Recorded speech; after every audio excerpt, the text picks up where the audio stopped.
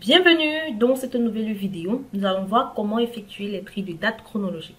Dans cette feuille de calcul que j'ai nommée tri de date, on a tout simplement les mois dans la colonne C, ou on a tout simplement février dans la cellule C3, février dans la cellule C4, janvier dans C5, C6 on a août, mars on a dans C7, voilà, C8 on a avril, C9 on a mai, en janvier dans C10, février et février dans C11 et C12. Alors, j'aimerais ici effectuer un tri de date chronologique. Par contre, si j'effectue tout simplement un tri de date par ordre alphabétique au premier mois, on aura plutôt le mois d'avril, ou le mois d'octobre si je trie également par un ordre alphabétique au dernier mois. Maintenant, j'aimerais donc, comment puis-je donc trier cette date de telle sorte que les mois soient trier chronologiquement, c'est-à-dire janvier, février, mars et ainsi de suite.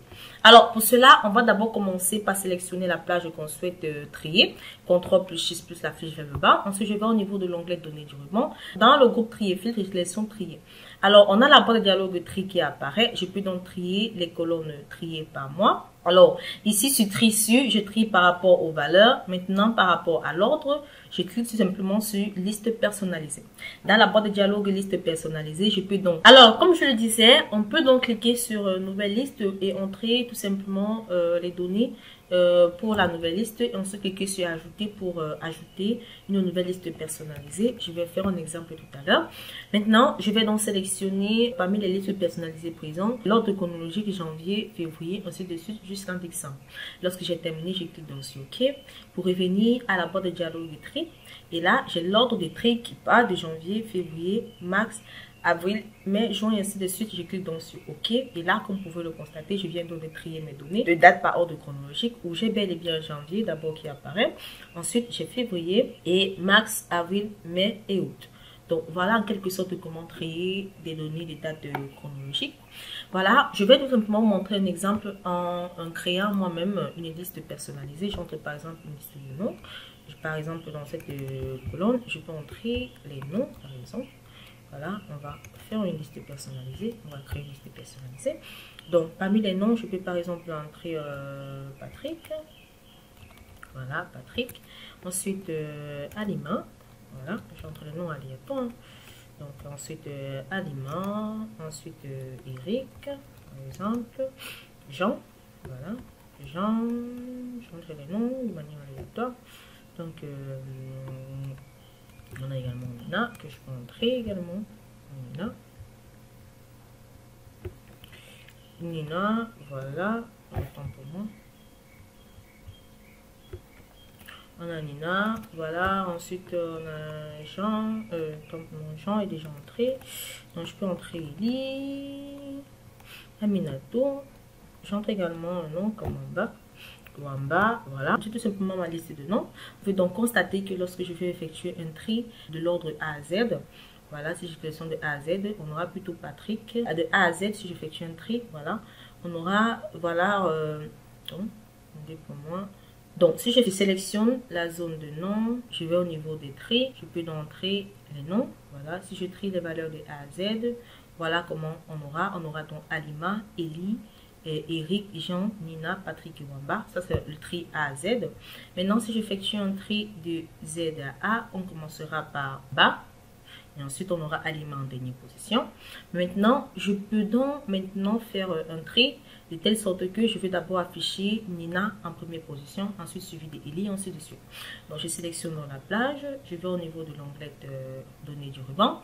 Dans le groupe tri et filtre, je sélectionne trier les données. Alors, dans la colonne, j'ai tout simplement trié les données par nom, ensuite trié les données par valeur.